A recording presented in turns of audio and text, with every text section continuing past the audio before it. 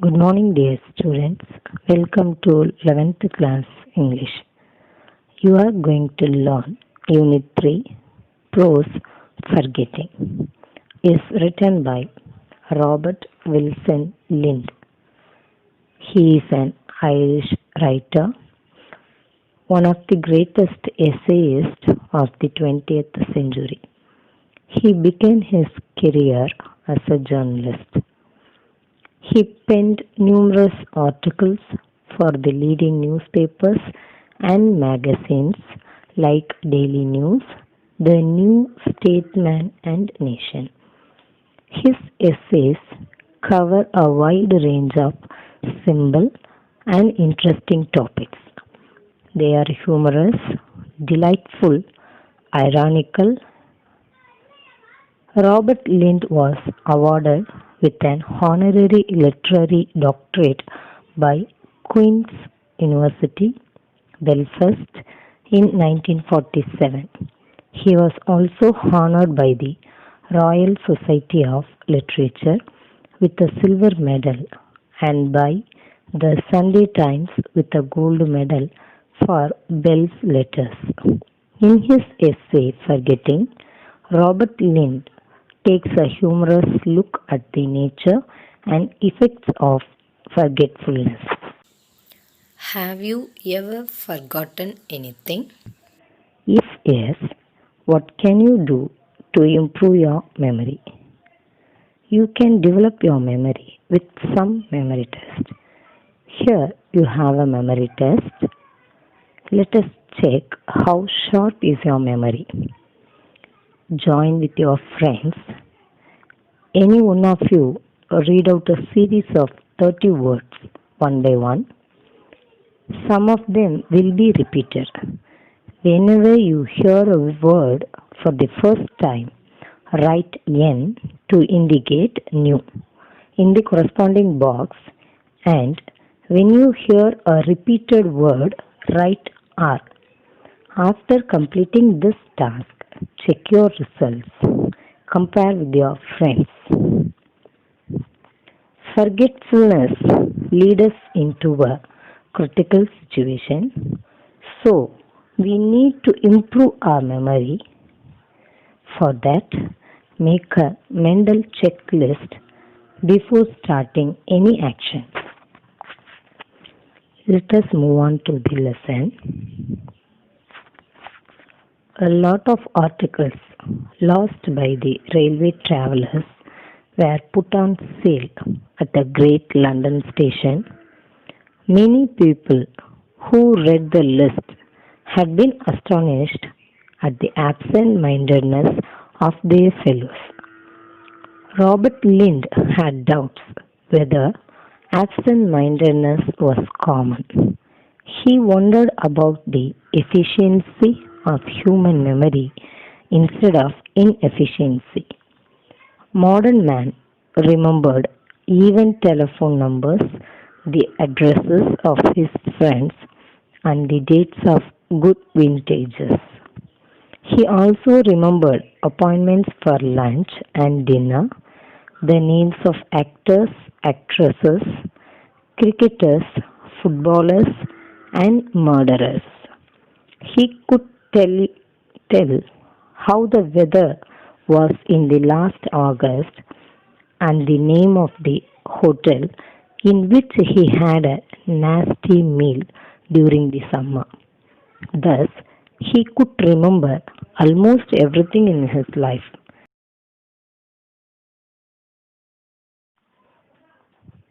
In all over London, nobody ever forgotten a single item of his clothing when dressing.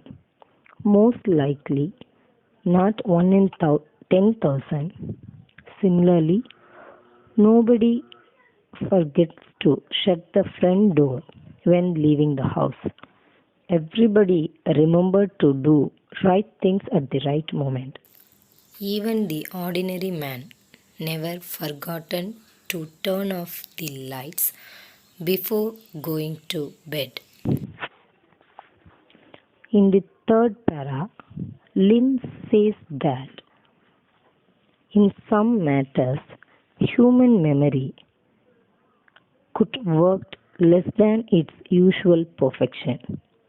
Only a systematic man could always remember to take the prescribed medicines. Medicine should be one of the easiest things to remember. The medicine is usually taken before or after or during meals. Here, the meals itself is the reminder, but only a few remember to take their medicine regularly.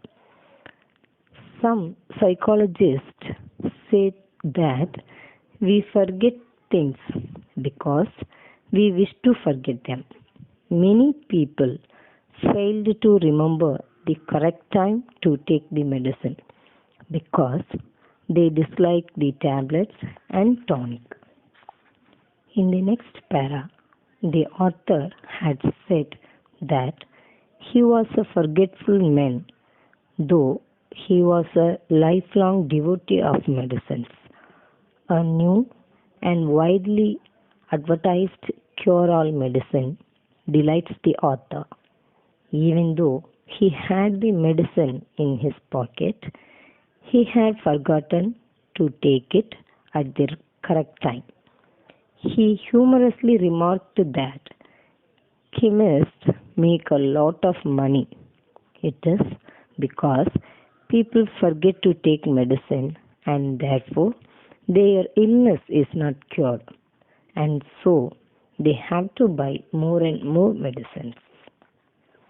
According to Lind, the commonest form of forgetfulness was in posting letters. He was always unwilling to trust an outgoing visitor to post an important letter. So, before handing a letter to a visitor, Lin got his assurance as Lin trusted not much on his visitor's memory.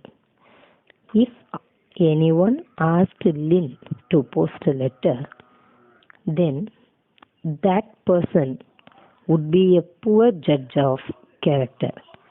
Even Lind had carried the letter in his hand. He would cross the pillar box and forgot to post it.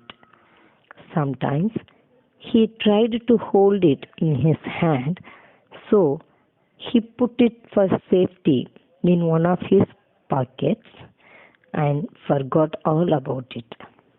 The letter, which was not posted, led an unadventurous life. At home, he faced embarrassing questions, and the guilt was brought out of his pocket. This, it might be thought, must have been due to lack of interest in others' letters. But that could not be the explanation because he had forgotten to post some of his own letters. By leaving articles in trains and taxis, Lind felt that he was not a great culprit. He said that he could remember almost anything except books and walking sticks. He could often remember even books. He found impossible to keep walking sticks. He had an old-fashioned taste for them and he bought them frequently. But when he paid a visit to a friend's house or went journey in a train, then it would be sure that another stick was going to be lost. It would be difficult to go through life without losing an umbrella. Let me recall you back what you have just learned in this class. Robert Lind writes about the root causes of forgetting and also explains what items are usually forgotten by people. Robert Lind says that he is amazed by the efficiency of human memory. Modern man remembers the telephone numbers, appointments for lunch and dinner, addresses of his friends. No man forgets even a single item in his clothing and shut the front door. In other cases, he deals with some matters where people always forget to remember, like medicine, posting letters, and carrying back all the things after a journey. Man seems to be forgetful. Dear students, that's all for today's class. Let us meet in the next class. Thank you.